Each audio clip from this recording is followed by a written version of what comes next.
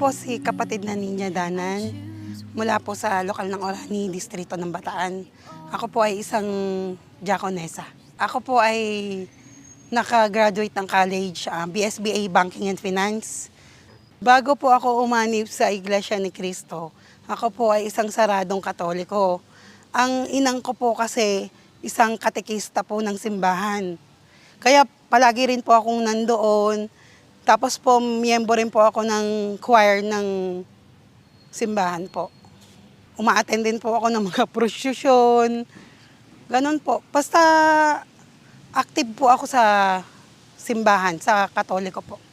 Kasi po yun na po yung nakalakahan ko eh. Bata pa po ako noon, high school.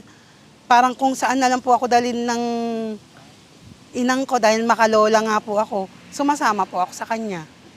Noon po, yung relihiyon sa akin parang hindi po seryoso eh. Parang basta po kung makasimba ako, kahit po hindi ako makasimba, parang okay lang po. Nakilala ko po yung Iglesia ni Cristo nung pong high school po ako.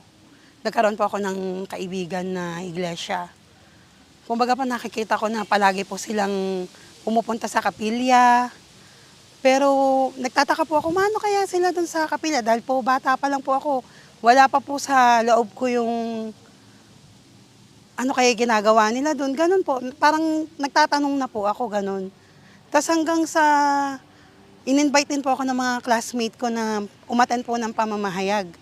Pero ang totoo po, hindi ko pa rin po masabing pumasok po siya sa akin. Kasi dahil nga po bata pa ako, takot po akong pumunta ng iglesia. Dahil nga po unang-una, magagalit po yung mga magulang ko.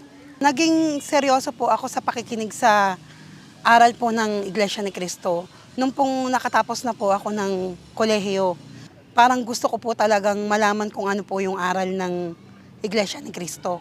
So may mga kaibigan pa rin po ako na iglesia na nagpatulong po ako magpadoktrina.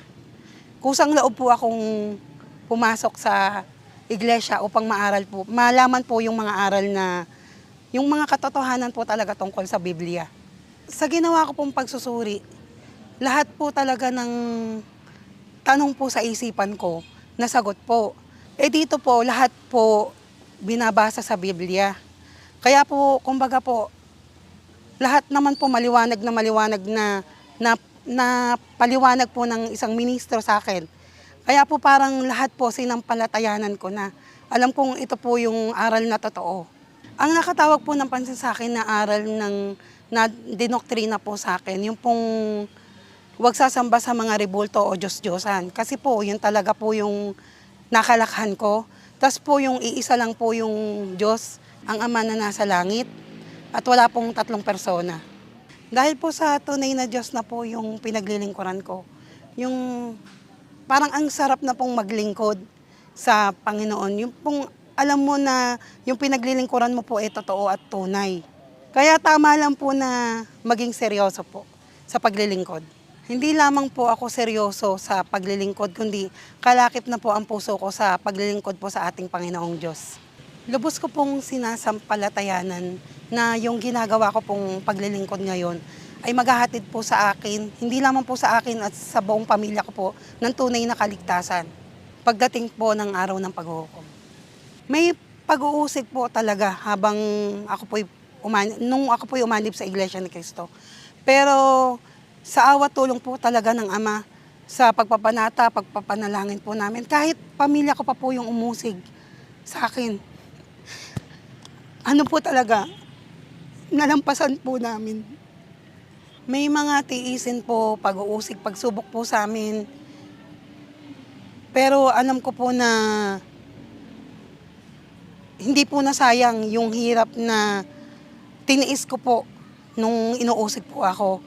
Kumbaga po, lahat po ng yan, alam ko po ngayon na may kapalit, yung kaligtasan po namin. Kaya ipinapangako ko po sa Panginoong Diyos na ako po'y patuloy na maglilingkod sa Kanya hanggang wakas. Ganon din po yung buo naming pamilya.